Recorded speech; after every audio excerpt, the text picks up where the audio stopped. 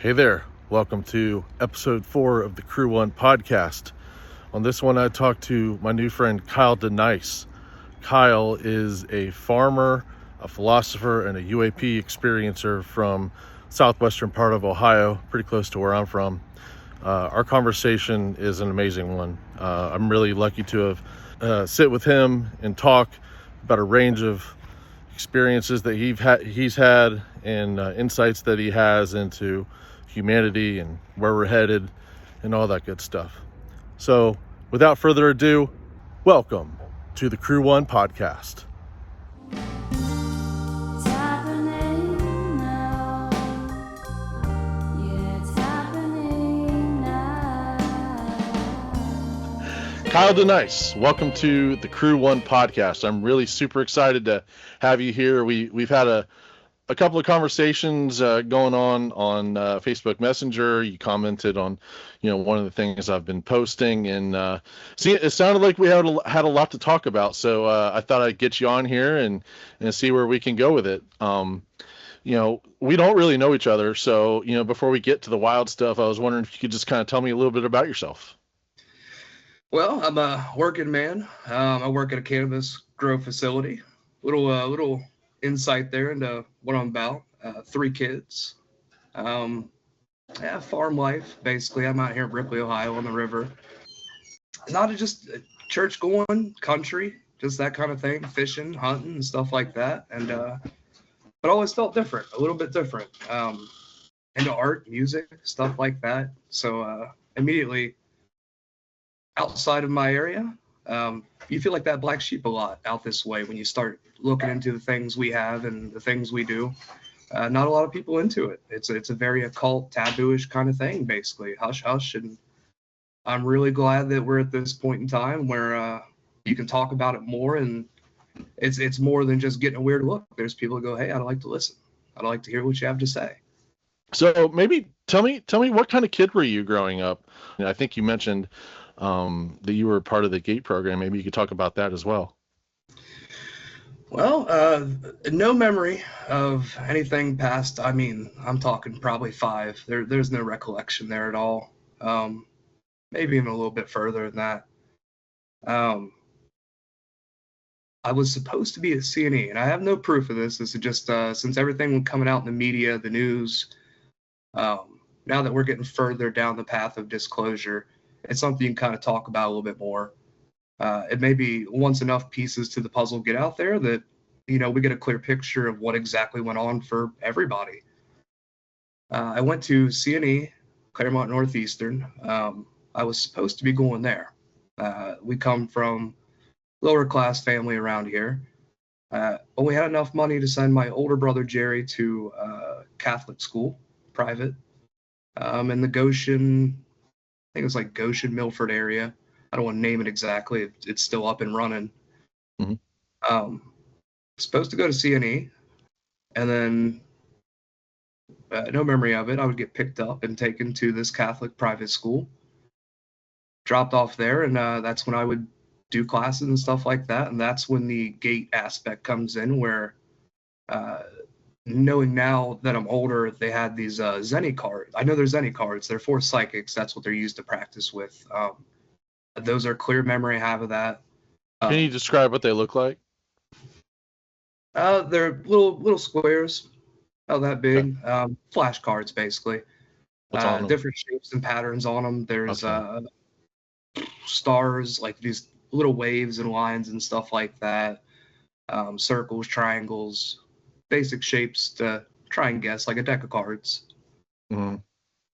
Yeah, I didn't mention yet, but yeah, I was also in the GATE program for a couple of years when I was in 3rd and 4th grade. And I do remember being shown, I didn't know what they were called, Zenny cards apparently, but I remember seeing these cards, and also like the ink blots, which is kind of a cliche, but they also asked me to look at like ink blots and tell me what I saw, and got the hearing test. But yeah, continue on and talk about your experience in GATE. Yeah, we the pink drink, that was a big thing. I remember that.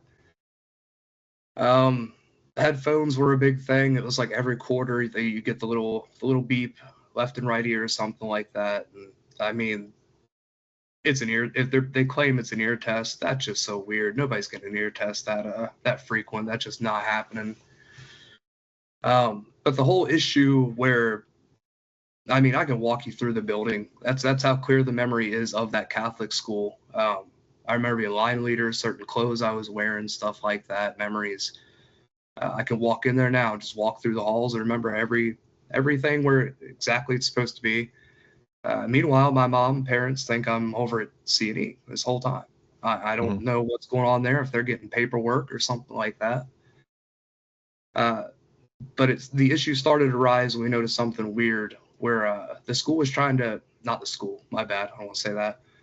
They were trying to issue me some kind of medication for ADHD. I've done some research looking into it now, and I see a big thing keep popping up in the theories that basically they were giving these kids some kind of methamphetamine or something like that, Adderall, to speed them up. Something about speed increased the psi potential in some kids, something like that. Like I said, as we get further down that road, maybe that's something that we can get a little bit more information on. I'm not exactly sure. Another thing was behavior. They put me in a behavior modification thing that was really weird, where they showed me videos and stuff like that. Said I was aggressive. Don't have ADHD. I'm not aggressive. Never have been. I'm really, really laid back, calm, relaxed, easygoing. Comedian. I'm a joker type. So the first time they tried to get me to take this medication, I remember the exact. It was a pharmacy down there by C&E. Mom felt really weird. I mean, it was a while back, early 90s, 2000s, so it wasn't the whole like medicating your kids and stuff like that had not clicked in yet. So she felt weird about it. She tried it one time. I kind of zonked out, whatever, and never went back. From that moment on, it seemed like I had been like maybe not chosen, pulled from that, then just restarted taking classes at C&E. And it's like I said, I don't have a lot of proof of that, just some weird inconsistencies. And once you get older, you kind of notice there's weird patterns and stuff like that. And with everything out in the news, you get a little bit more to your story.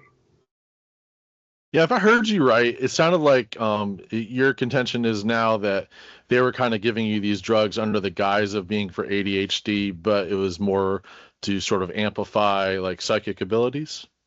That's what I've been reading into so far with my research on some things, is something about Adderall, speed, something like that will it kicks it up a little bit, apparently. It's what I'm reading. I'm sure there may be some physicists, chemists, whatever, that might be a little bit more their field, but I could see evidence of something like that. Yeah. And so how long were you on the medication, and how long were you in the GATE program in total? The medication was just a week, and that was enough for Mom to go, I don't want to continue this path anymore. The GATE, as far as I can remember, at least a year of it in the Catholic school, at least a year of it. And then after that, it's not a lot from childhood. There's not a lot that hangs around in my memories. Yeah. Did that experience, did it impact you throughout the rest of your schooling at all, or even into adulthood? Are there lasting impacts? Oh yeah. I think everyone has these potential abilities. I think it's something that can be unlocked at any point in time if you choose to do so and go down that path. I think they were just looking for kids early on that had a little bit more something to them, that stood out in the crowd, like a Joker type, something of personality, whatever. I think they tried, and whatever went on early on, they just decided not to go down that route with me, and then I resumed schooling normally. But I think that heavily played into all the stuff that's going on now in my life, with from ghost hunting, Sasquatch hunting, Bigfoot hunting, to the aliens and orbs that we're seeing on CNN every day now and getting to learn about together. Yeah. Which one of those was like your first foray into paranormal types of subject matter and having experiences?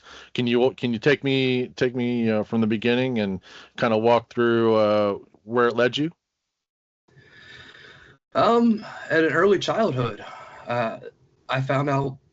Well, always been a little bit highly intelligent, maybe ahead of my time, old soul type. So reading and like education and stuff, you should never stop learning. After you get out of school, you should continue education. I've just had that mindset for forever. And early on, I started to find out that they had like psychic stuff like that. Psychics.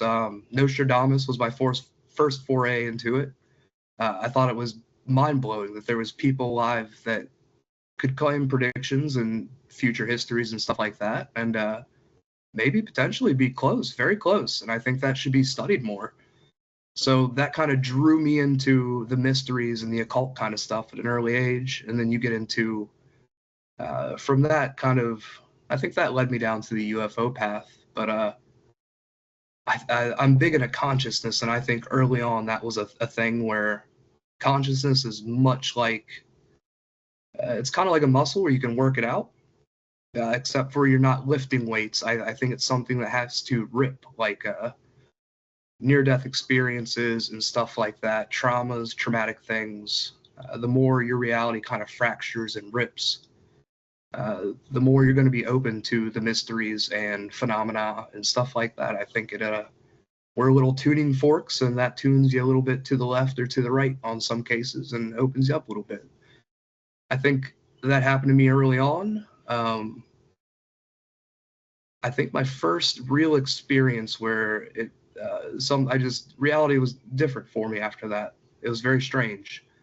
Was being a young kid. I was over at my grandmother's house, and I was under the covers, and this white, maybe orangish orb come through the window and started to. I was under the covers. I'd woken up at this point, scared to death. I just see light. Everybody's asleep. The orb goes from this side over here to the other side real slow, slower than I'm going. Something in my head had just told me, stay under the covers, don't bother with it. It's just checking you out, and it'll be gone. And then it kind of went out the window and was gone. That was my first real experience into it and the mysteries and stuff. And I think that kind of opened it up a little bit, where from a young age, I've been able to see a little bit more, experience more. And once you see something so unreal like that, you can't really go back to normal. Were you scared, or were you more curious? Scared to death, shivering under the covers, but extremely curious. Those are the things I'm so into. I'm fascinated. I'm a religious man myself, and I think God is a creator. I think he creates, and he creates many things. There's going to be mysteries that we have no idea. We're not going to solve them. They're not for us. But I think this is one that we get to figure out here together somewhat soon. It looks like we're all going down this path together. But no scared. Curiosity, but no emotion other than that. I hadn't felt intense love or anything passionate, heartfelt just yet. But that will come later with some other orb experiences. So after that first experience, like, what happened from there? Like, what did you think the next morning when you woke up, or could you even get back to sleep? It felt like I was drained all day, like something had just taken out of me. There's just a lot of curiosity and guiding at that point in time, there wasn't really internet, so wasn't a lot of research. So it was watching as many TV shows and movies as I can, X-Files, stuff like that. And then you'd start looking at biographies that were out, Edgar Casey and people like that, Whitley Strieber. I'm trying to think of all the other experiencers, Travis Walton. Growing up on that kind of UFO lore and history,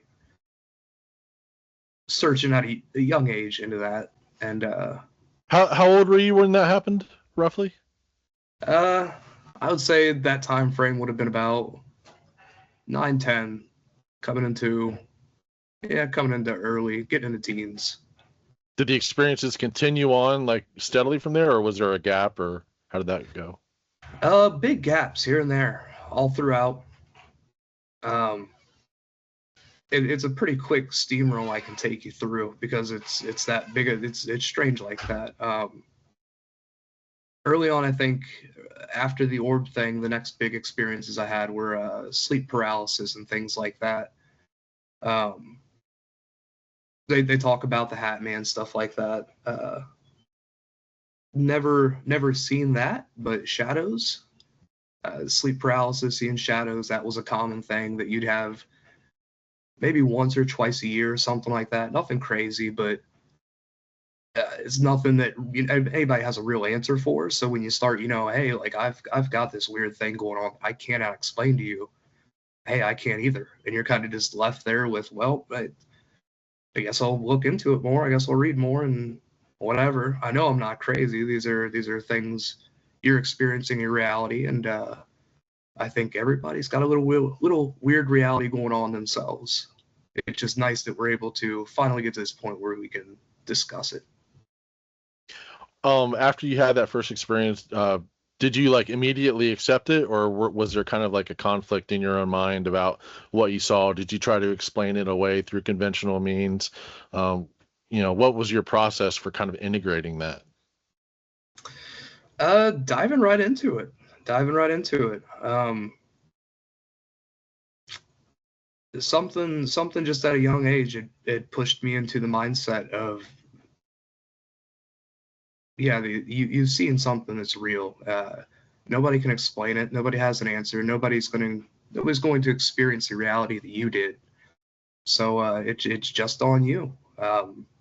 You either want to pursue something like that deeply, or you just kind of wave it off and it was a balloon, whatever. And I think that's a big part of consciousness there, in having these experiences and being able to have them daily.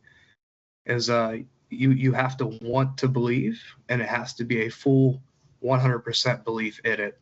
You can't have 1 foot in, 1 foot out at all.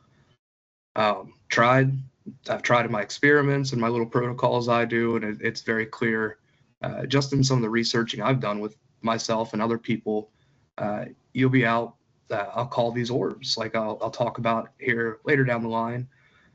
You'll call these orbs in, and somebody, hey, look, it's right there, and you'll have somebody sneeze right at the exact moment, and 5 people see it. That one person, usually that's the skeptic every time. I think it's intentional if they have craft and the technology that we claim to say they have and stuff like that, and these other experiencers' accounts. I think it's very easy to say that if they don't want you to see them, you won't. That shouldn't be nothing for them with the tech they have. Yeah. At what point did these experiences stop become? At what point did they stop becoming like isolated events with gaps in between, and more of a regular thing that was kind of maybe part of your daily or regular, kind of like semi-regular life? Well, it started to pick up with so you have that first experience, and then you have the night terrors for quite a few years there, just maybe once or twice a year. Then I started to hear talk of orbs in like the ghost hunting community. You'd see it on TV shows, just pictures, and they'd be like, look, there's 1,000 little orbs, and you're not really sure what it is. It could be a fly or some bugs late at night and stuff like that. But never made the connection that maybe there was something there. And ghost hunting led me into Bigfoot hunting. At some point, I'd heard the same kind of stories that, these experiencers go out, see Bigfoot, there's orbs around Bigfoot. And I went, there's got to be something here to that. All of this is, I call it the phenomena. It's an umbrella that covers so many things. There's connections through all of it, I do believe. So once, you've got all that, and then I think that took me up to about,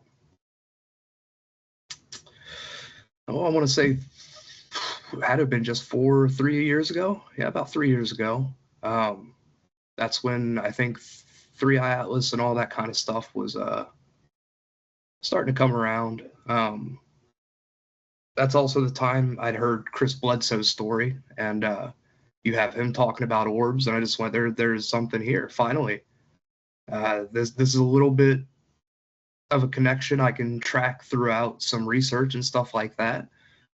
And it was at that point that started listening more into Chris Bledsoe and his story, and he was heavy into prayer. At that point, South, we're pretty, or here in Ohio, we're pretty heavy in religion. It's religious everywhere, just about. But no, you don't really, wasn't something I was concerned with at that point in time. That is the greater mystery now in my life. And it's kind of cool that aliens and Bigfoot and all this led me to God and my religion. So that I really hate when people hit it with like the demons and stuff like that. And there's a great creator. He's created other things. It's our responsibility now that we know it's real to come to understand it. But yeah, So go ahead. I was just gonna say, so you actually became stronger in your faith because of these experiences? Yeah. Once you see kind of some of the things I've seen out in the woods or in old buildings and stuff like that, you start to get a very clear picture that there's something more here. There's a lot more here than we've ever really put together. And then once you kind of make the connection that it's all connected, you go, okay, there's there's a bigger mystery to it all that we should have been checking into for quite a while. But it was my looking into Chris Bledsoe that and it's a funny thing. Before I get into him, I would like to tell you this story about Yeah. You probably know him, Uri Geller. Yeah, I've heard of him. Yeah. He did a psychic and all that. He did a show long time back where apparently he had, I think it was bent a spoon or something like that. And then a bunch of people had seen it. Then they get calls coming rushing in, hey, my kid just, bent a spoon with his mind, stuff like that. Like an outbreak of some kind of psi power. And I think Chris Bledsoe had that effect with me. And there's probably a lot more people than just me that have the same thing going on. Once I started digging heavily into him and then going, I like to dig into faith, dig into my own personal faith, my ego, my consciousness, just like he's talking about. And if there's something there and it makes you call orbs, cool. If not, then I'm just becoming a better person in my daily life. Wasn't shortly after that I had my first true orb experience where I had sat in prayer and meditation and just asked. I had opened myself up. I'd also include a little bit of hemi-sync music, if you're familiar with that. Mm-hmm. It helps a little bit of I think it's delta and theta brainwave states. He had said something, I think it was Skinwalker Ranch, that I'd picked up on that. They said it was hitting heavy when he was doing his orb thing. So I included that and opened up my heart. And I told it, I spoke to God. That's the way I'll phrase it. I spoke to God. I said, I know you've got a lot going on, but I'm one of yours. And I'm here asking that if these things are real and these are the times we're in, that can I have a little evidence for myself? I've been following this for so long. Can I have something? Instant. An orb flashed. Almost like a video game. Like it just loaded in. It just flashed right in the sky, right before me. Pulled out my phone, started recording, going, that was weird. So immediately I wanted to document it, get some evidence going. Then I thought I've got to ask it questions if that's something that can acknowledge me. Can you get bright? Can you get bright for me? Stuff like that. Did that, I think, 2 or 3 times. And each time it, you couldn't see it, and then it would flash real bright for me.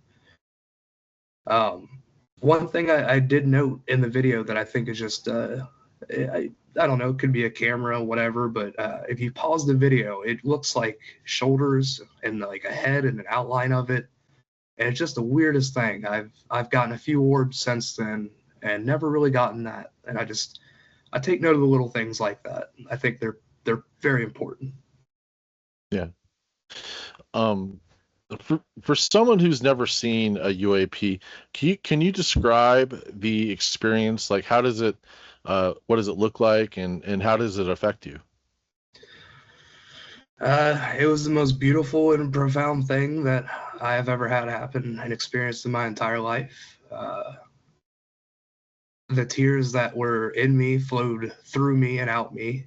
Um, and immediately everything had clicked. I'd realized that hey, if this is real and this is a possibility where it's, maybe, I don't know, green men, little gray men in the sky and they're floating around and stealing people, then the story of the Bible suddenly does not seem crazy at all. It seems very sane and tame compared to what we're probably going to have to deal with.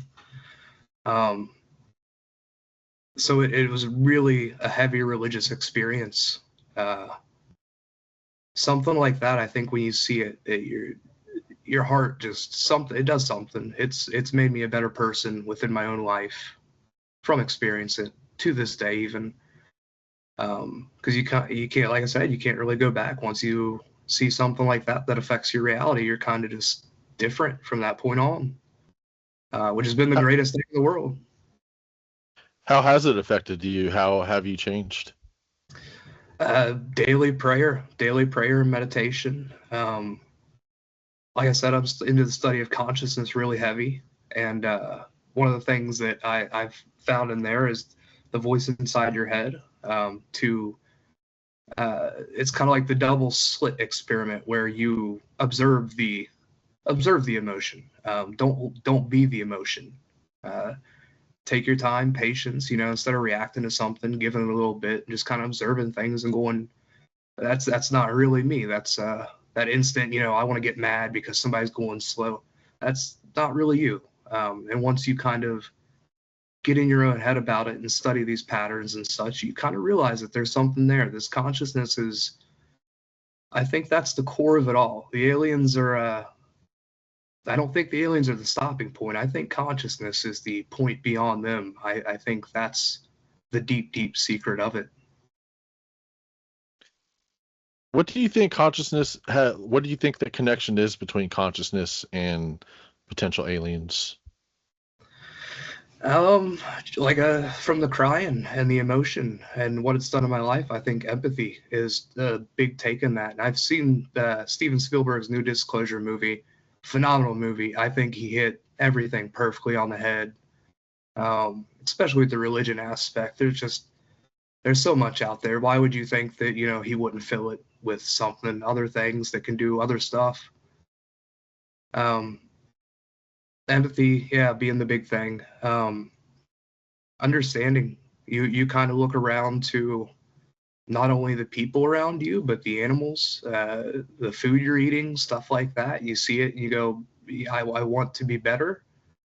There's reactions I have now where before, I just stomp on a spider, throw the house, I'm done. Now I'll pick the spider up, take him outside, let him go. It really removes that negative and that hate in the heart. And right off the bat, I think that's going to be a great thing for humanity as we go down this path further. So before you used to just kill the spiders, but now if you can, you try to let them outside. I've kind of done the same thing.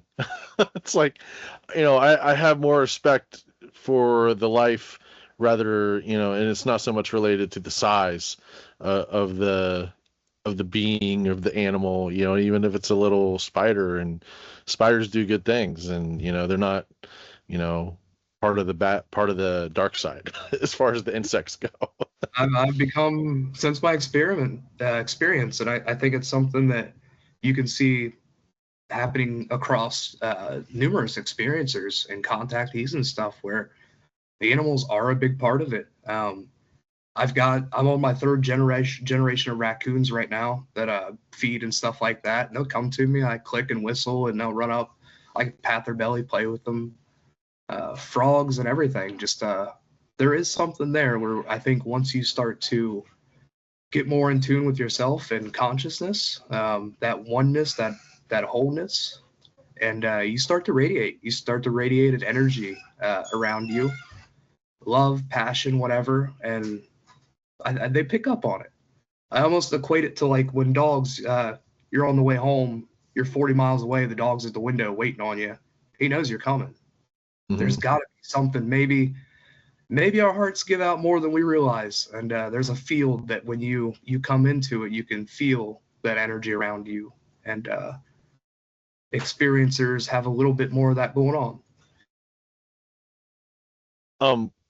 So you're able to initiate these experiences kind of like, on demand.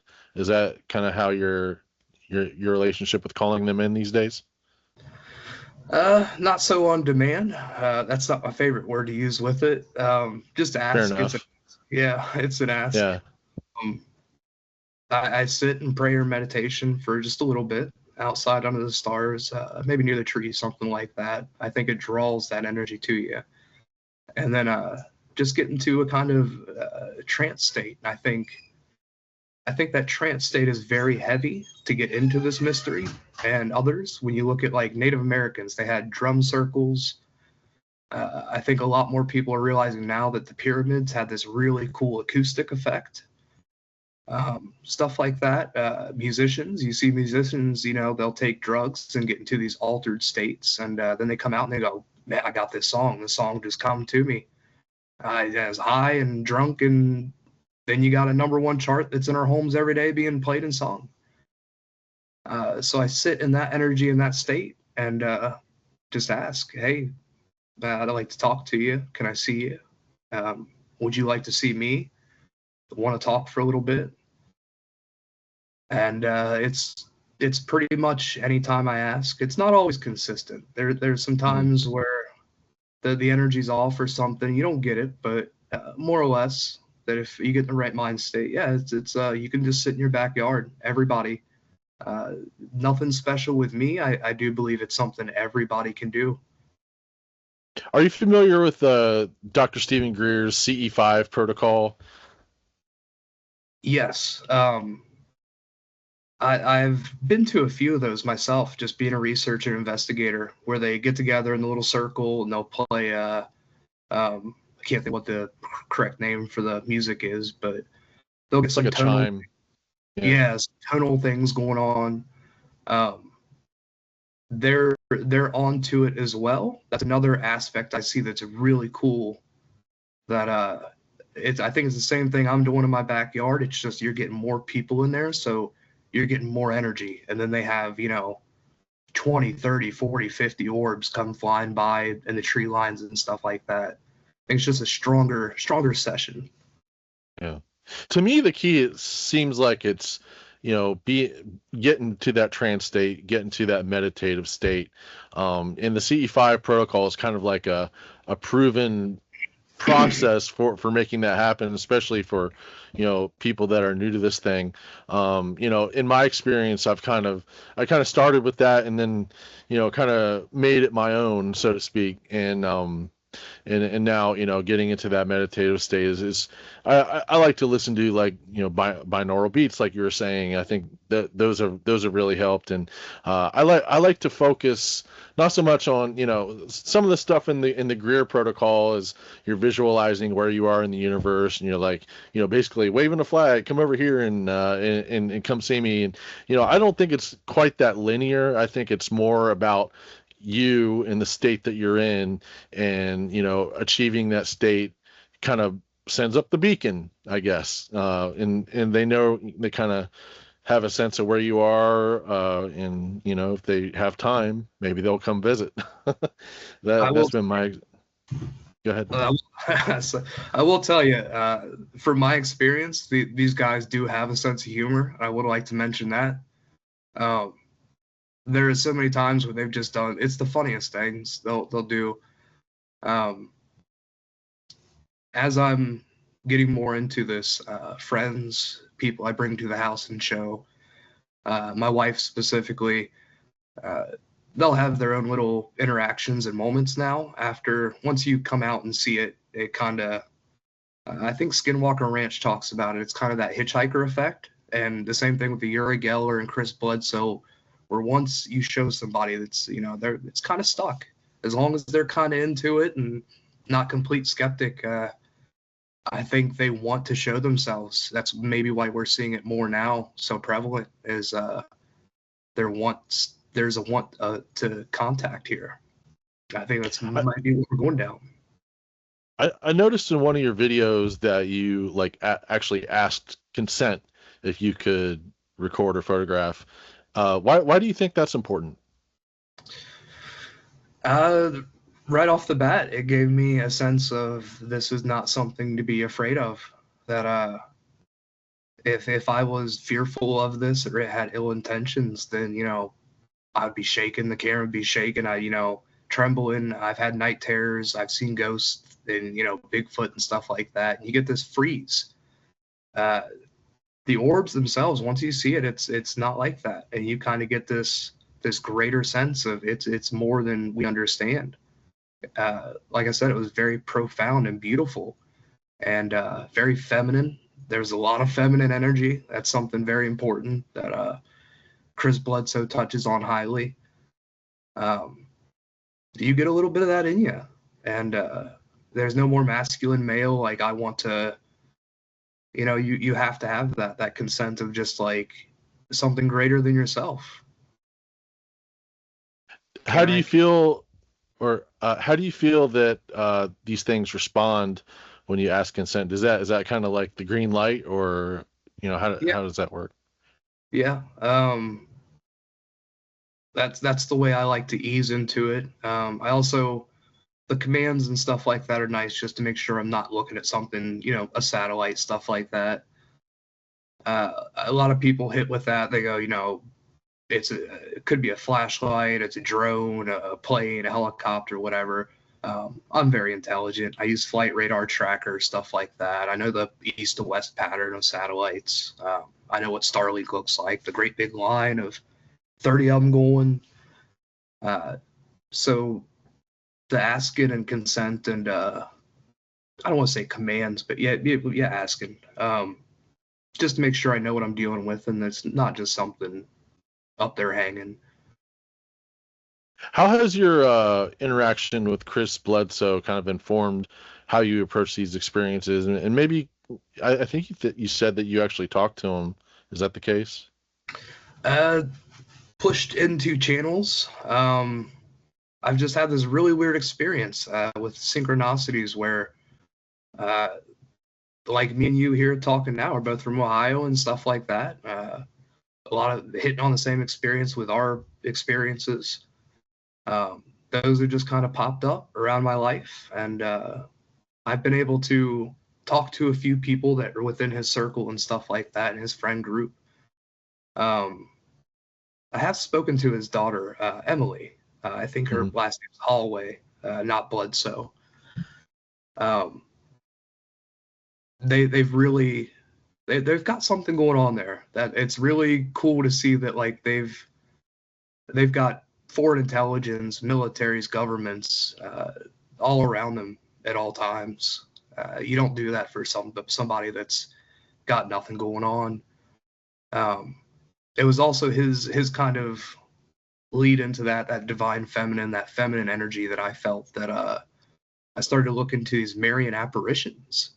And I thought that was really interesting, going as far back as like 50s and even before that, where this divine feminine energy would show up, much like you'd say a ghost, to certain people and go, hey, tap them on the shoulder. I need you to go on a mission for me.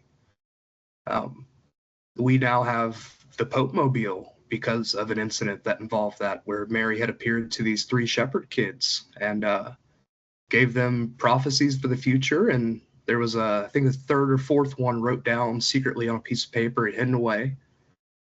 The Pope, that was the assassination attempt on the Pope. I can't think of which one. That was John Paul II, was it not? I believe. Possibly. The one that was there forever, like 30 or 40 years, something like that. Yeah. The guy with the white hair, the Polish guy. I've got the picture in my head, but I can't think of the name. There's so many. They have a statue. They have a statue of him in Mexico City at the shrine of the Guadalupe, of the Virgin of Guadalupe. They have a big old statue of him, so that's probably who it is. Heck yeah. Yeah, he on the hospital bed or whatever, recovering, opened up that letter, and it was the Pope will be shot, and then you get the Pope mobile now, and that takes me back as far back as Nostradamus. I was like, it's so cool that you can have people predict things, and then oddly enough, here we are. Are we shaping our own reality and stuff like that? And but the Marian apparitions was really cool to dig into, and that's something religious wise I've dug into heavily, and I'm a big part of now. Is I put a lot of belief behind that there's an energy. If there's a good, there's a bad. If there's an up, down, left, right, as above, so below. And I think with all this negative you're seeing, the Epstein files, the holy wars, death everywhere, death on the news, car accidents, so much, awful genocide. I think that's why you're seeing this kind of energy and this stuff come around now is we're tired of it. We're sick of it collectively as a human consciousness. And I feel like that energy has picked up on that. And this talk of Chris Bledsoe's with prophecies being in the fall and the red star of Regulus aligning with the feet of the Sphinx. That's something I'm waiting for. I'm waiting for this fall. I do believe heavily that there's going to be something coming of that. When is that supposed to happen? The Red Star Regulus? Well, there's a big thing that not a lot of people have picked up on. He made this prediction in 2012 with all his stuff, I do believe. He said Easter because that's when she comes to him most of the time. He had gotten with some astrologers, and it was amateurs, and they gave him a date, but it was kind of the wrong one, and that's the one he went with. From what I understand, since he's been in contact with people higher up in government that are a part of this bigger secret going on and have been talking to him, that the right date is set for the fall. I'm not sure exactly which month. He has apparently, from what I've seen, tickets to go down there in the fall and meet with, I think it was even Zahi Hawass, the Egyptian dude of antiquities and stuff like that. There's some kind of announcement that's around that same time too, coming from Egypt. They're supposed to make. So it kind of seems like they believe in it. They'll be there. So we'll see. How do you reconcile this whole thing with the traditional understandings of Christianity and what you get fed in the church and that stuff? Like, talk about that expansion and how you've been able to hold on to both. I feel heavily with the God that I've come to know and understand that as long as you're not killing somebody or hurting somebody or being intentionally evil, you're good. You're good. You've been forgiven. We're down that route. So when I say these things, it's thoughts and theories and just peeks into what I think are the greater mystery and stuff like that. Just little things I've read, research I've put together. But I feel like the Bible is a redacted UFO story that you have a long time ago. The church sat down with everybody and removed all these books out of there that are very important to the society and humanity that we should know. Once you start reading them, it's a clear picture of what's going on, very clear with some of the things that I've seen and looked into.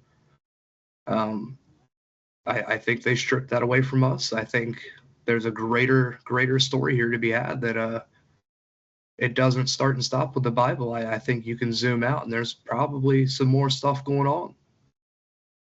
Do you think that they, as far as the edits that all these men sitting in rooms deciding which books go in the canon, do you think that they took out like a lot of stuff about consciousness and also stuff about the divine feminine? Oh yeah. Right off the bat, you can look around numerous religions and see they talk about the light body. You have the Tibetan monks, I think it is, with the rainbow body. They talk about that in their meditation practices and such. In our Bible, you have Jesus Christ reincarnating. He was seen by the other apostles and such as a thing of light, He was shining rays. He had a light body. I think they've stripped away a lot. I don't think it's amnesia that we have. I think they've just hidden so much, and we've come so long away from that it's hard to get back into it. Why do you There think is they did that? systems of control, points of control. I think there's many of them. If you look at, and I'm hoping the boys don't come pick me up in a van for this one, but if you look at the government, you see how compartmentalized it is and how it's a drawer and everybody's stuck in their own drawer, so nobody interacts with each other. I think they've got that down so perfect. That's all they've done here with us is you've got churches that if I had said any of this, I'd be deemed to hell and burned on the cross and this, that, and the other.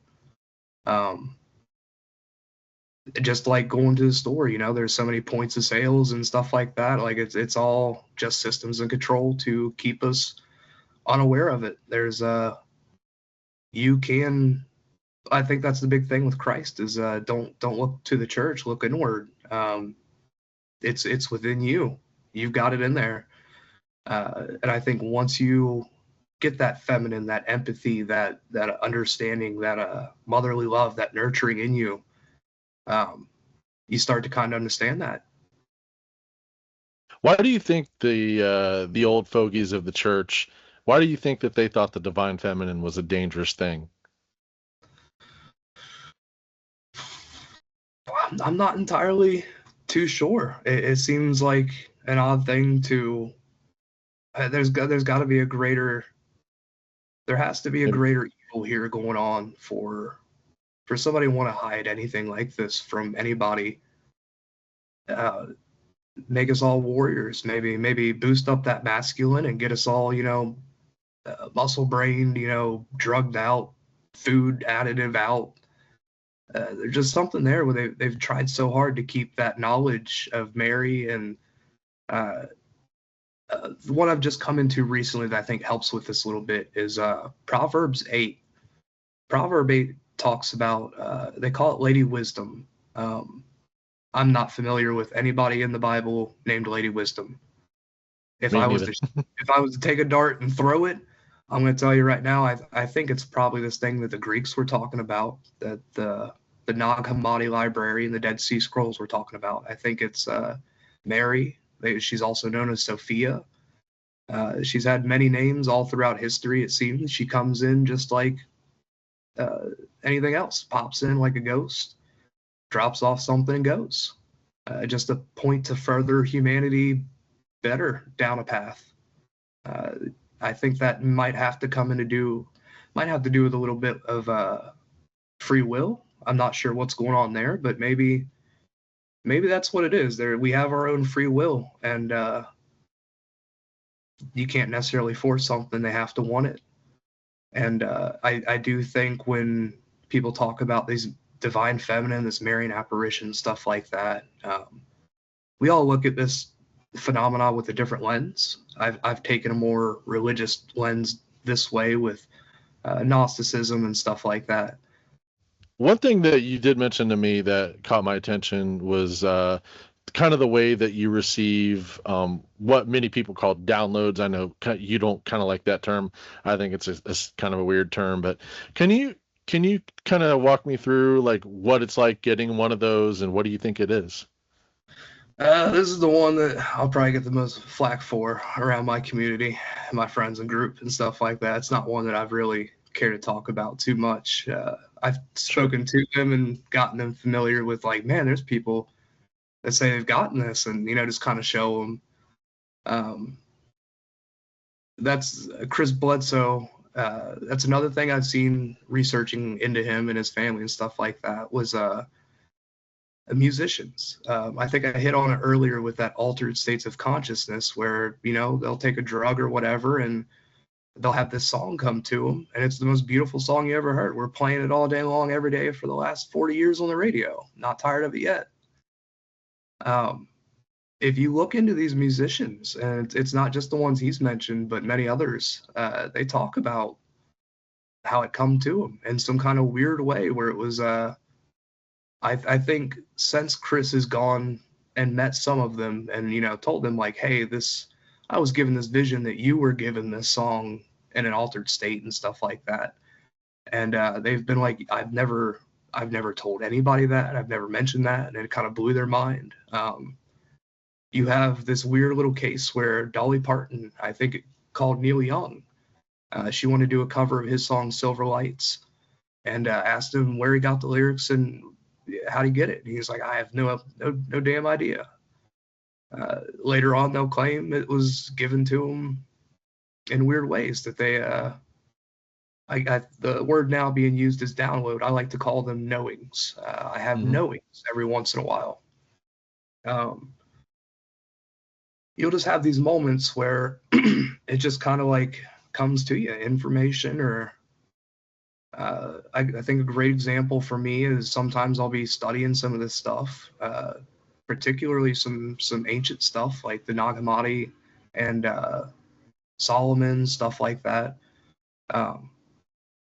where you'll I think the easy way for me to explain it is I'll be reading something and where somebody have to dig in more to understand something. For me, it's just direct. If it's something I'm deep enough into, there's some kind of connection there that it's just an instant. I don't need it explained. Like I get this fully, and I can regurgitate it, understand it completely well. There's not a issue there. I've had this happen a few times. There's also I think the same experience when I'm laying down in bed at night. You get into this lucid dream state. That's a big thing. I've lucid dreamed, astral dream, that kind of thing. I think that's just common with the phenomena. Anyone in contact will have that kind of experience. You'll get in this kind of in-between state in sleep. The brainwave patterns, again, might play a big thing there. And for me personally, it's not like you'll hear people talk like, oh, I heard a voice in my head and like it was kind of psychically, telepathically. For me, it's not like that at all. There's not words that I can remember or recall. I like to say they're like little Facebook reels where I'll just have these flashes where, it's the close your eyes and it's black. Then you'll have this flash and then I'm getting pictures. I'm getting scenery of like a mountain or a river stream, and there's fish and stuff like that. I don't care to dig into it too much because there's some weird stuff within that even, but most times when I'm having those moments, they're showing me something that's going to happen at a later date. Nothing worldwide, not anything like a 9/11 prediction or something like that. It's just real simple and to my life and things going on around me. And you realize that there's something that has to be coming from somewhere, and it's not just you. And maybe even if not the phenomena itself, I do have this other really cool theory that with consciousness, you've seen cases where a lady bumps her head and all of a sudden she's speaking Chinese, French, something like that. I think that might be a little bit of it too, where we're tuning forks to an extent. And maybe when you get bumped on the head, like you just tune a little bit differently. And you're just picking up on these kind of things around you. Do you think everybody has the capability or potential to, start having these kinds of experiences? And tell me about that.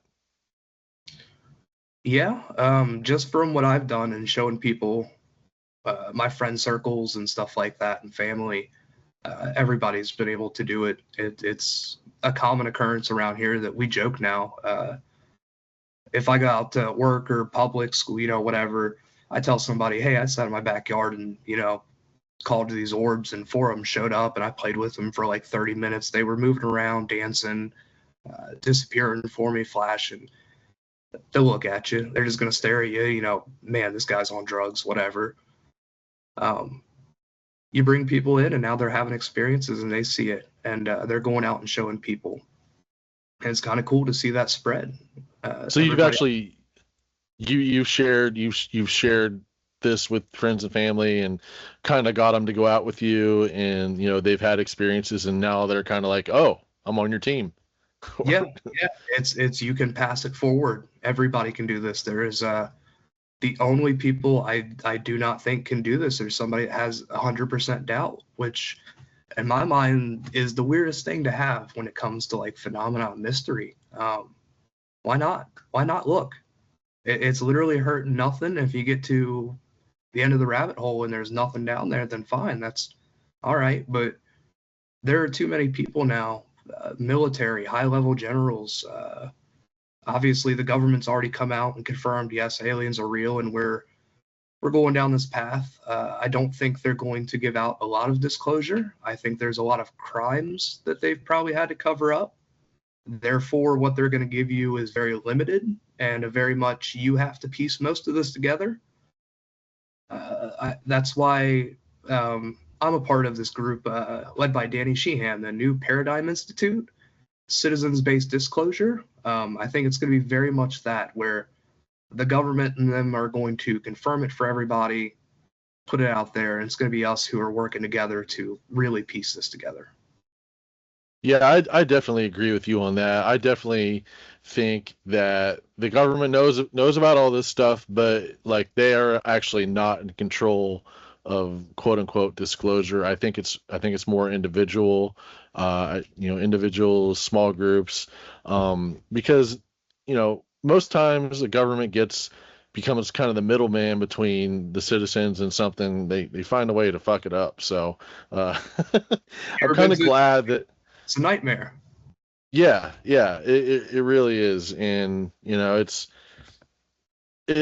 almost refreshing in a way to me that's the case, that they don't have control over this. And I know there's a lot of people out there that are kind of looking for them to take control, and to kind of like the only official disclosure is the one coming from President Trump on some special address some night. I think it was like last week he did some kind of an address on the election stuff, and I was hoping he'd talk about UFOs, but maybe not. I was hoping he didn't hit it. Yeah, he didn't. That was nowhere near close. But yeah. So we talked a little bit about synchronicity on Messenger. Can you tell me about like what synchronicity means to you, and when did it start happening, and what's the impact that it's had on your life? It's that observer effect that once you start to notice it, it notices you. And that's, as soon as you do that, you can see a clear correlation that, yeah, they're right.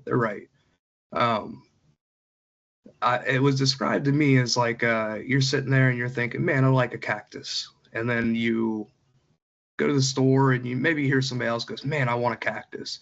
Then you're driving by a billboard and you see a picture of a cactus. And then finally you get over to Walmart or Lowe's or whatever. The cactus is half off. They're there. There's these little synchronicities that pop up throughout our lives that I think once you start to pull on the threads of intention and go down this path and follow it, it's trying to take you somewhere. For me, it's always been the coolest little things to. That's how me and you are here. That's how I've gotten to. I've spoken to a few people within Space Force, some other people within some different groups that I can't really say that have kind of pointed me in the right direction throughout this, seen my experience was real and what I'm saying is genuine, and put me in the right path. But those are the weirdest thing, that once you start to follow them, it will take you somewhere. But it's on you to want to dive into that and make sure you're picking up on all the clues. For me personally, like me and you, it was there was this weird experience I had with this orb recently where I just felt this genuine need that I need to go talk. I need to go talk and get everything in me out, be honest, sincere, and genuine about it, my thoughts, even if it's a little scatterbrain. There's somebody that's going to need to hear it, that needs it right now. With everything going out since the Epstein files, it looks really dark out there, and there's not a lot of good things going. We're all in this together, and this is just another mystery that we've got to solve together. And I really felt like I need to get my piece out there. And then here you come along, and immediately we have a lot of connections and weird little things and some of the same experiences with animals and such. Yeah. that you go, yeah, there's a great connection to us all, that we should focus on this. If I'm a nobody out here in Ohio with nothing going on. If I'm able to have these genuine experiences and feel this way and be like this and have my life changed like this, it's up for anybody. Anybody can do this. Like I said, I've taken people out, family, friends, that once you sit down with somebody that truly, genuinely is in this, it radiates, and then you take it on and you push it forward to the next person. That's really cool. Tell me about your interaction with the Space Force guy. Like, how high up the food chain was he, and what kind of talk did you guys have? He has been in there for 15 years. The news recently, you've seen General McCasland, who went missing, one of the scientists, Wright Pat, and Tom DeLonge. So this guy's experience, I won't name him, was he does satellite radar tech, stuff like that for Space Force. I can't remember the exact date they were founded and told about publicly, but he was in Space Force before anybody knew that was going on. So pretty deep. Right. He's got like 15 years, and I think it's only been publicly known for about 7, 8, something like that. He started noticing weird stuff on the radars he was picking up, and some intelligence and data points and data sets, and brought it forward down the proper chain of command. They basically explained to him, we have already reverse engineered craft. What you're seeing is actually one of ours off of that. It's this TR-3B is the one he claims to have seen. He had a ton of radar data on it. Blew his mind. It's one of those things where he didn't believe in aliens or anything like that ever. And then once he saw that, it ripped his reality, fractured it. So it started to make him go a little crazy. So he pushed it up that chain of command, and he was more or less told, it's ours. We've reversed stuff. Everybody's just going to think you're crazy. Nobody's going to believe you. You can talk about it all you want. You share anything, you're tried for treason, something like that. You're done. So go ahead. He ended up getting pushed into Tom DeLonge and the To the Stars Academy, where he had some conversations with people pretty high up within that just went ahead and confirmed that for him. Said, yeah, we've had a crash retrieval team. They've picked these things up. From my knowledge, talking to him, there was we're not far at all. We have not made progress in a lot of it. There seems to be some kind of deal where every once in a great while, maybe 10 years pass, 7, whatever, they'll bust out the tech and try to work on it again. But they're just some kind of weird little thing where I think if you take like the stories of UFOs coming down and messing with nuclear reactors and shutting things off and stuff like that, yeah, if they wanted to, they could put a kill switch on that stuff, and it's going to take some time to get progress and figure out what we're dealing with. I think they have made advancements, and that there are secret programs that have been covered up for a long time. But it seems like we might be getting some of that here soon. Was the Space Force guy, was he active duty or was he retired? How did he feel about it? Like, what was kind of his emotional connection to the subject, knowing what he knows at this point? Well,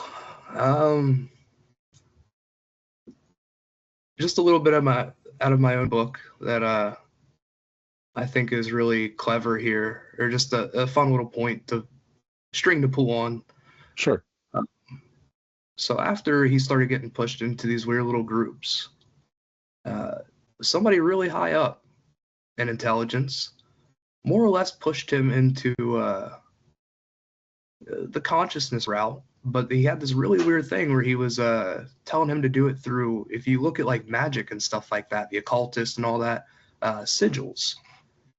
He informed him, and I think that just goes back to consciousness and maybe has something to do with that, but informed him, sit down, draw an image of something you love that you can look at, put as your like phone background. So you see it every day, you put intent behind it, intention, love, whatever emotion, and told him, like, every time you look at that picture, you know, put good wishes on it. And then you have stories of like these crash retrieval guys that I believe they're telling the truth. I think Jake Barber is his name, where he was picking up the craft, taking it somewhere, and he had kind of this experience where like this energy just come over him, and he felt like overwhelmed, and it was feminine and emotional. I think there's something there with consciousness, big time, that we're missing, and Yeah. that's where that emotional connection comes in. Is there's something that we've been lacking for a long time, and now that we're picking it back up, we're seeing like the Epstein stuff. A good example. There's no more. We don't want evil around. There's no evil in our hearts. We want this done with. We're tired of it. And I think the more we start to feel that, the more we're going to start seeing things, the more you're going to start having that connection and having your own personal experiences. It just takes you starting to feel like that and then going out in the night sky and looking up. You mentioned the TR-3B, which, you know, for folks who aren't familiar with that one, that's kind of like a triangle. It's a typical like triangular shaped craft that many people will see with like lights on at each point. That's generally what it looks like in this? I mean, it's darkly colored, so you don't really often see the outlines of the ship, but a lot of people will see the lights. Do you think that, you know, because you said that the guy said that they really haven't gotten very far along with the technology. Do you think that maybe it's the consciousness factor, that maybe they haven't really found the way to fit it in from an engineering perspective? Can you theorize on that a little bit? Yeah. I think that's exactly why they don't have it. You kind of look at these old texts. They talk about like the Merkaba and stuff like that. These light bodies, these vehicles. Even in biblical texts, I can't remember which order of angels it is, but you like seraphim and cherub and stuff like that. Some of them look exactly like some of the orbs that like me and Chris Bledsoe are experiencing. That is a huge thing here, and I think that's why you have like the TR-3B. Is you have this really nuts and bolts, like ugly looking, man-made, nothing divine, nothing fantastic about it. Some of these experiencers, like him, he said his big thing was kind of shock and like fear, and some of the others I've seen talking about the triangle crafts, it's the same thing. Some of these other crafts, it's fear. It's oh my God.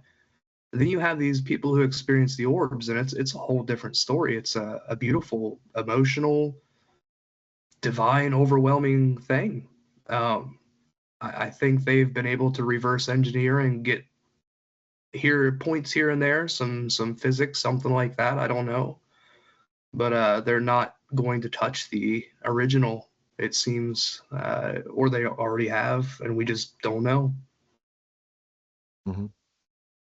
You say that you've had some interactions with MUFON, the Mutual UFO Network.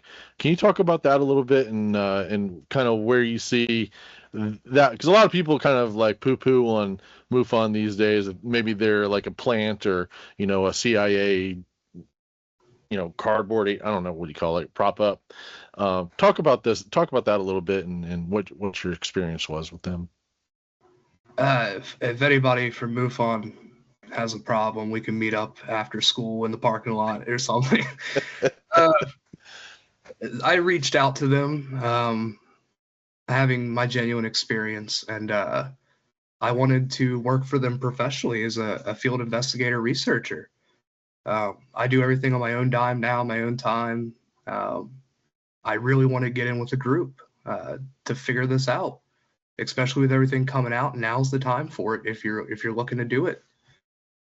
Immediately got hit with information about having to sign NDAs and stuff like that, and it became very clear that they were not citizens-based disclosure at all. Anyone who wants to keep the secret or hide truths is doing it with evil intent, I think. This is not your secret. Like I said, anybody can do what I'm doing. I'm nothing special. And the fact that they hide information like that for their own knowledge, their own cool little, I've got something over here I can take to a podcast, or I can get a Netflix deal with this. It's wrong. There is something I've seen with experiencers that there is something that happens among a few of them where they'll be given things, and MUFON, I found that's one of the things that it's one of the pieces of information that they have hid is yeah, I think it's Whitley Strieber is a good example. They're left almost like these little egg-shaped things, like little rocks or something, some kind of alloy or metallic something. And once I found that out, that was a common thing among a few other experiencers that kind of had their own similar experiences. So you just find out things like that. You go, yeah, you guys are, why would you hide anything if you're citizens based and trying to get things out? It's the same thing with these data centers that if you have to sign an NDA and hide things, then that's no good. That's no good at all. What's your sense on, what MUFON's true motivation or objective is? A national security. I think that's the overall reaching reason why none of us have ever gotten anything ever but grainy videos. I think something greater is in control of disclosure, and that's why everything's coming out. And we're not, like I said earlier with the murder thing, the government has probably committed crimes thing. You're not going to get the full story. They can't possibly give it. There's whistleblowers that have been wronged. There's numerous things, probably legally. You're not going to get a clear picture. And for just the national security sense, yeah, if you could figure out how to want to move one of these things around, or maybe you got your hands on a craft, or figured this out and had some kind of evil intent, it could do great harm. If these craft move the way that I've seen them move, and you could use that or utilize that and go drop a bomb somewhere, we're all pretty cooked at that point. So I think it's just national security. It's not even from a greater, they're trying to hide religious secrets and stuff like that. It's just, yeah, we're monkeys on a rock that are violent. We can't have more weapons, and that's kind of how we see it right now, is just another weapon. And I'm sure that's kind of how that reverse engineered tech has been used for all this time. If they can go at these speeds, they can teleport, they can be telepathic and this and that. That's clearly tech that exists in our reality now that we have to realize they've probably figured things out in their own right using our primitive tech, and done similar things to it, like laser beams or something like that. And national security weapons, we've got to step away from that. Why do you think that's important, to step away from weaponizing this kind of technology plus consciousness? Just from what I've experienced in my own life and the things I've been shown and seen, we can do this way better. It doesn't have to be dead people on the news every night and fighting over oil and stuff like that. Reality is kind of what you make it here, I do believe. And that once this spell, this veil is lifted from our eyes, and we come up out of this, I think we're going to be in a whole new world. We are such amazing human beings, have great potential that we don't comprehend, I think, sometimes. With this consciousness, we've gotten so mad on Earth at one point that we went down to the atomic level and split the atom just to go drop it on somebody else's head and kill millions. Imagine if you could focus that to something great, to something beautiful. And we can. That's totally doable. That's not crazy to think of at all. If we wanted the sky's blue. If we wanted the sky purple, and you got enough people gathered up and got them fired and lit up and told them, hey, it's wrong. The sky's supposed to be purple. We would find a way to make it purple, and then make it purple, and then go, we fixed it. See, I think reality's kind of what you make of it. We can create it if we wanted. People want to say magic, and I really feel that way. You can say it's magic. Like, we are magic. We can do magical things. But we're just so heavily focused on draining resources and survival. We're in fight or flight most of the time. But we could step away from that, maybe for just a year. Stop buying bombs, stop building bombs, stop doing crazy stuff. Everybody just focus on one goal together.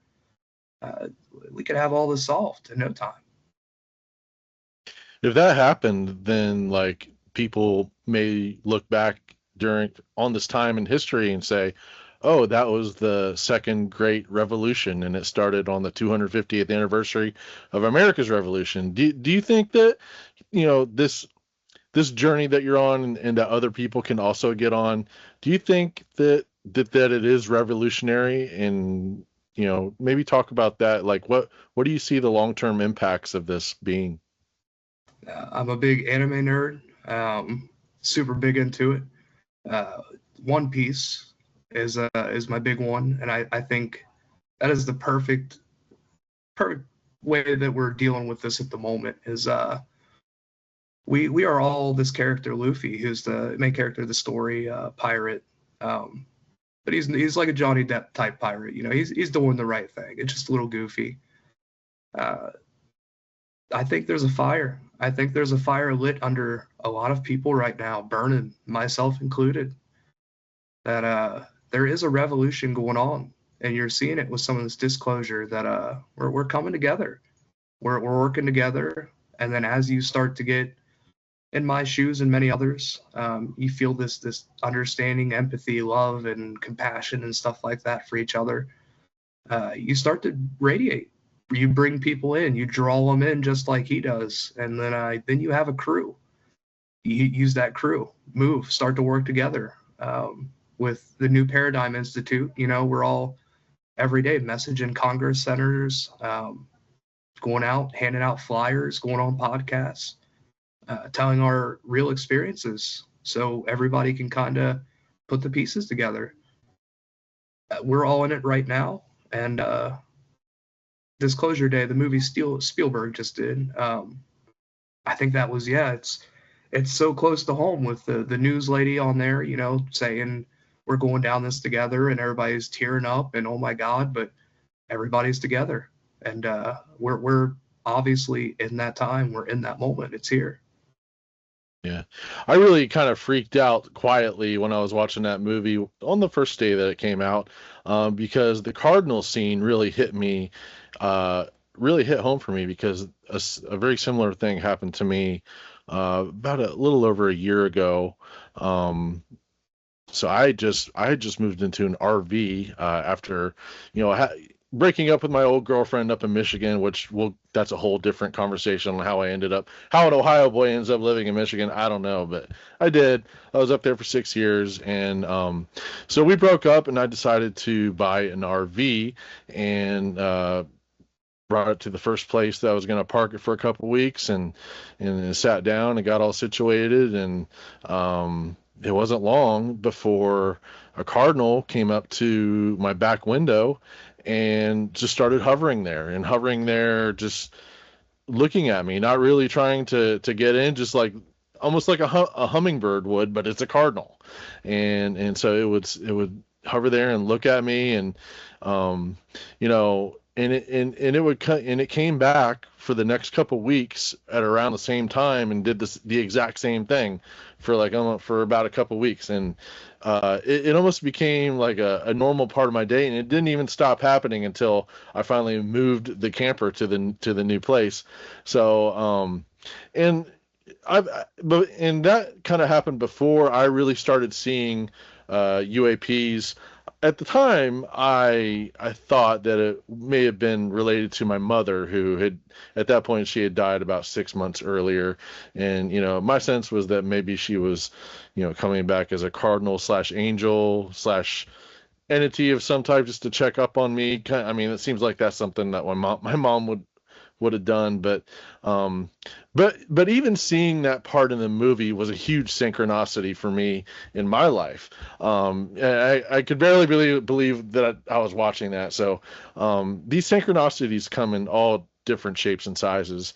But yeah, it's that I'm really glad that movie came out. I mean, I'm sure, you know, certain aspects of it may turn out being not true, or maybe half truths, but I think in general, like, it was really a good step in the right direction. And maybe it got a lot more people kind of interested in exploring this path and seeing what that's all about. And I think that's important because before you can have a revolution, you have to have people aware of it. And I think that's kind of what the movie has done. And yeah, good development. What do you think? Oh yeah. Same animal experience, but mine were the raccoons. Had a random one show up one day, and never fed him, never seen him. He just come up to me, let me pet him, was playing with him, and now I'm on my third generation raccoons that come around. They've got their kids and stuff like that, and it's really cool that once you kind of pay attention to nature and these things, it's that observer effect. They start to pay attention back, and then every once in a while you get little gifts like that. With my own experience of ghost hunting, I think I would like to say personally that I feel like every once in a while maybe the veil's a little bit thinner than it is some other times, and these people we love, they're in this ether, this whatever, and they can pop back in and just give you a little something. If not that, God alone, send you a little message here and there, a reminder. If it wasn't your mom as the cardinal, maybe that was just a reminder that your mom was around, something given to you. And I think it's the little moments like that that you have to sit in and notice and really be aware of, because they come more often than you would ever realize once you start to focus in on it. Yeah, that's a big part of it, recognizing things for what they are, recognizing the synchronicity and other events that might happen in your day that, if you weren't aware of these things, you might just kind of look past it. But the Cardinal made it kind of undeniable, and that was like the first major one for me, and almost as big of I wouldn't even say a shock, just like a poof of white light and understanding, both with this Cardinal, but then also with like the first time that I saw UAP, and those two events were about 6 months apart. But those it was really the start of this journey, and ever since then I do feel like more connected to nature, and I feel like it's more of a part of me, and not so much something that I can go out in sometimes to get some fresh air. It's more something that lives and breathes and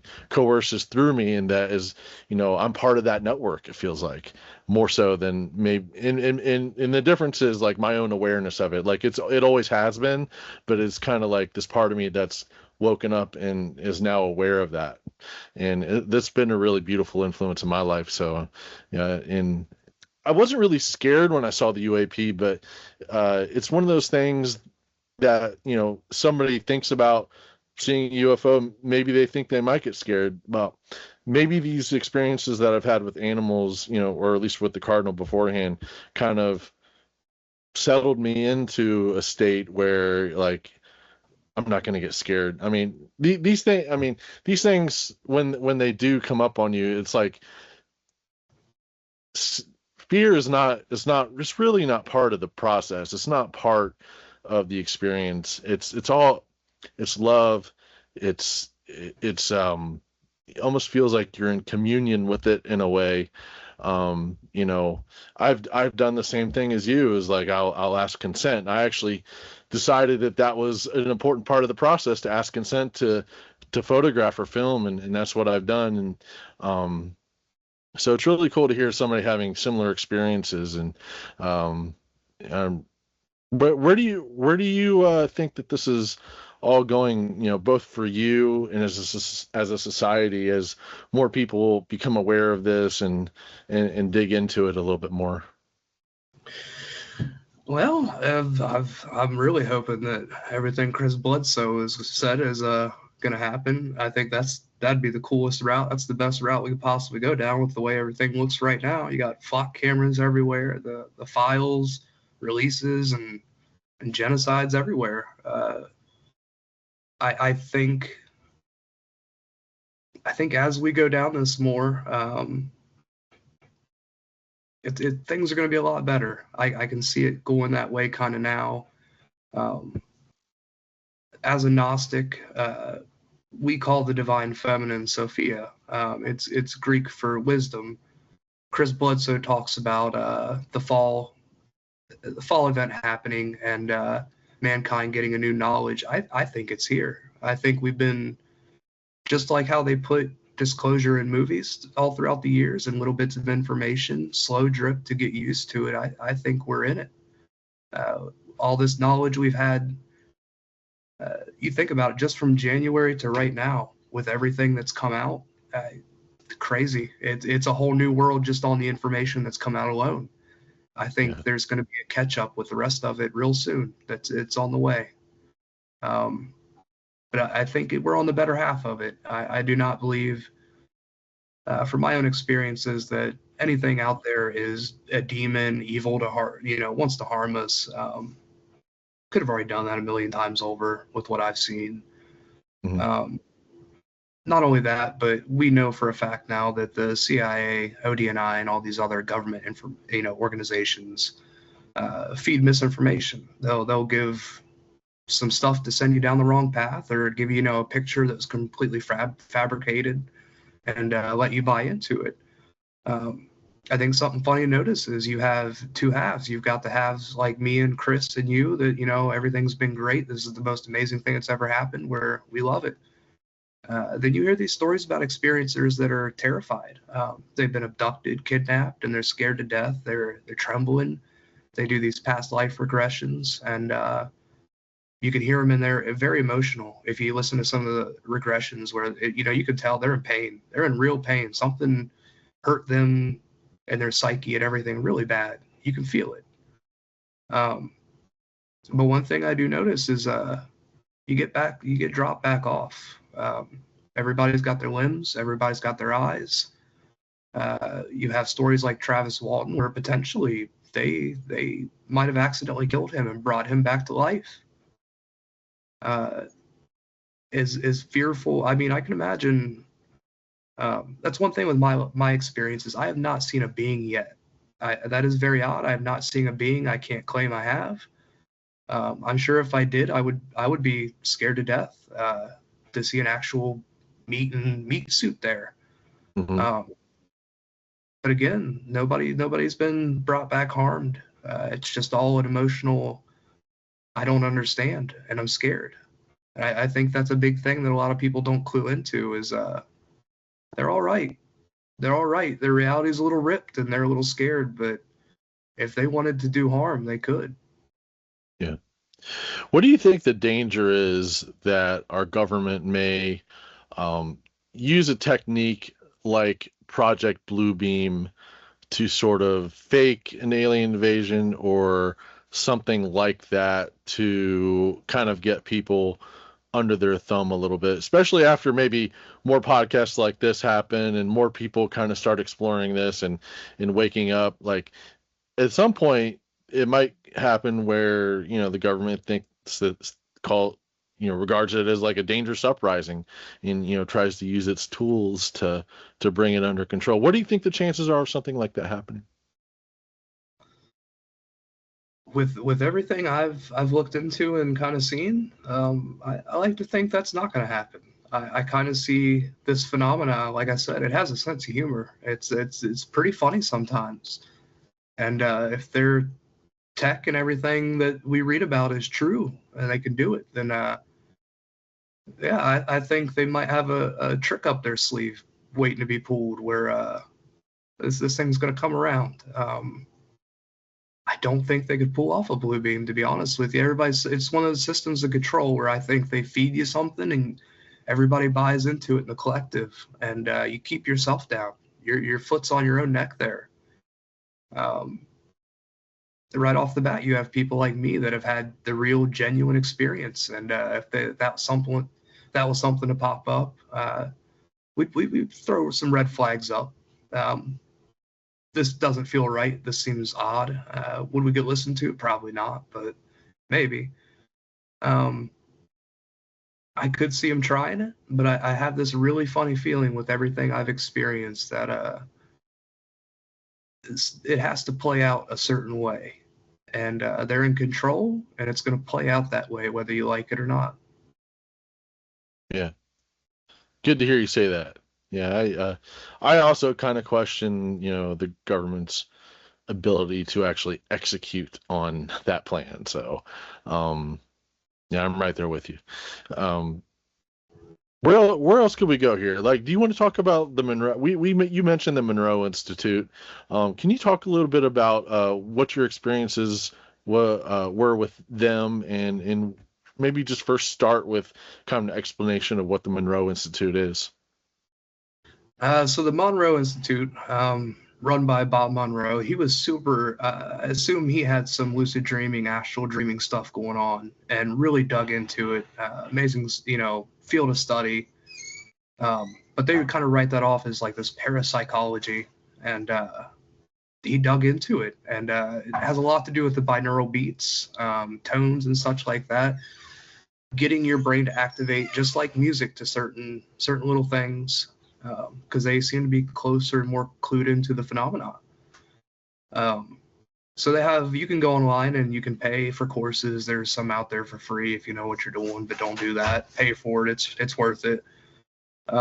Sit on with headphones, and he does you through a guided meditation to get you in this state of altered consciousness. You'll start to feel your body vibrate. It'll get real, like almost like you're phasing. I mean, it's a real odd. You'll feel energy going through your hands and feet, just circling you. And then at some point, yeah, you're kind of just in this other state where you're almost dreaming. You can kind of fly around, do things.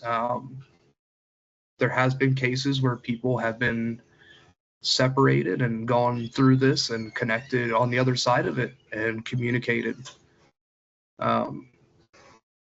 I think it has a lot to do with that music, and then getting you in the mindset, being guided, knowing where to go with the energy you're feeling and how to control it. It's something you can pretty much just do every time if you sit down and really give into it. And it's just one of those experiences that you have to have yourself. But once you do it, you see for yourself that it's real, and then you're sold. You're sold on everything. Did you do an online course? Or did you actually go pay him a visit, or online course? Sat in the bed with the headphones and went through it all. There's a ton of tapes. I think it was tape number 3, 4, 5. Maybe even closer to that. There's something really strange with that one. Those ones a little bit more heavy than most. They'll really get you there. I don't know what it is about that, but it's a fun little fact that if you're listening to them, tapes like 3 to maybe 6, one of those is really active. What does that have to do with remote viewing? Are these techniques sort of related to remote viewing, or is it something different? The same experience I have in these states are the same ones that I've had in other states. I bought a blindfold not too long ago, a little blindfold you can put over to try the remote viewing. There's something there. That's a real thing that you can do. It gets you basically in that same kind of state where you can, the dreaming is dreaming, but you can also get into that state through these tones and stuff like that. So I guess that's the connection I'm making, that I've been able to put them on so far one time. So I don't like to dig into it because I don't have a lot there just yet. But so far one time I've been able to put them on. And there's like these little windows. When you close your eyes, you'll see and maybe you think like it's a thing of light over here. Maybe it's like the sun or something. It almost looks like that. Like the sun is hitting your eyelids and you're seeing that with your eyes closed. once you start to focus in on that and you really hone in on it, and it takes a lot of practice. Like I said, I've only been able to achieve it one time. It's almost like those are little windows. And once you notice them and you start looking at them, it starts to clear up. You realize that there's something there. The window then becomes larger. It encases your whole eyelid vision there, and you start to see images, and they just get clearer and clearer. And once you get better at it, you can tell somebody what's in the room with that thing on. I've been able to see things that I should not have seen around me that you can't explain. I don't have a camera in there. It's completely black. It's cut off from everything. There's no other way to explain that than you've had a real experience, and there's something down this rabbit hole.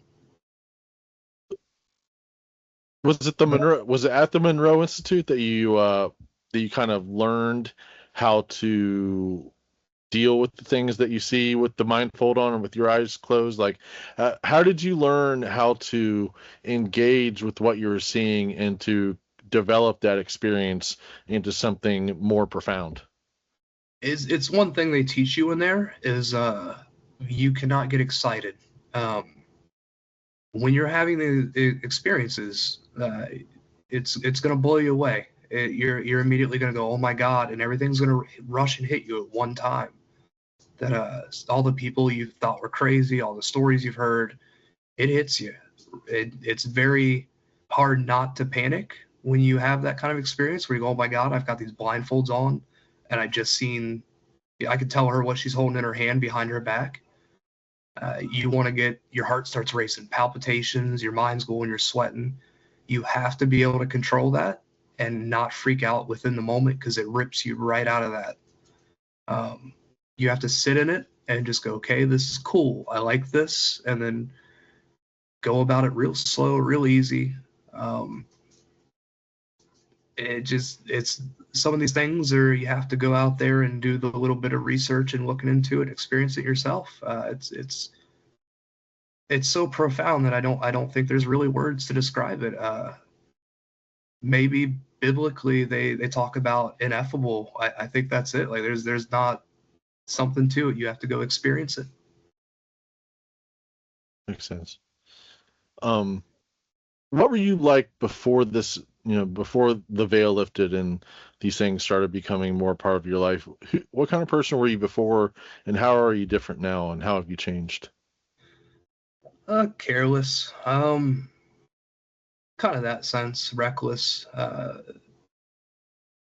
No real guidance. There's nothing there. You're going to work, you're slaving away, you're coming home, you're killing yourself to pay the bills. And I think everybody's stuck in that same kind of mindset that we got nothing going. We're just here doing it. And then you have something like this come along for us and everybody else, and now you got a purpose. You got something there. I've seen the good it can do for not only myself but everybody else, and it's changed a lot. Not only my heart, my mind, my perception, reality. It's changed the way I view people around me. It's done a lot, and I think it could do a lot for everybody else. And I hope more people jump into it. Disclosure Day with Spielberg, that ending I could not say was any more perfect. Listen to the people around you. Listen to your family, your friends. Listen to all the people that are having these experiences. The government's lied to us for 80 plus years, it seems, probably way longer than that if you go biblically and in the churches.